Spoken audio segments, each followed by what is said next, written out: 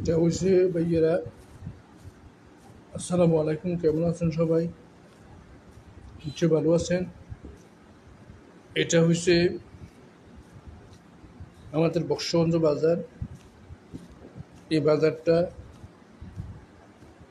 কুমিল্লার নাঙ্গলকোট উপজেলা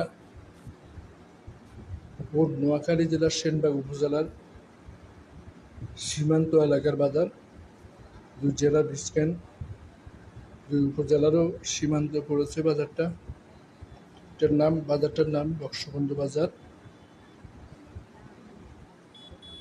অনেক বড় বাজার। এখানে একজন নামকরা ডাক্তার বসেন, ডাক্তার আবুল কালাম। ওনার ডাক্তার দেখাইতে আসলাম।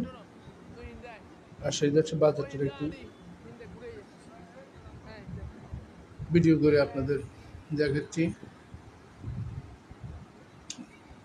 এই বাজারটা থেকে আপনি কুমিল্লা যেতে পারবেন, ফেনীও যেতে পারবেন, আবার নোয়াখালী শহরও যাওয়া যায়।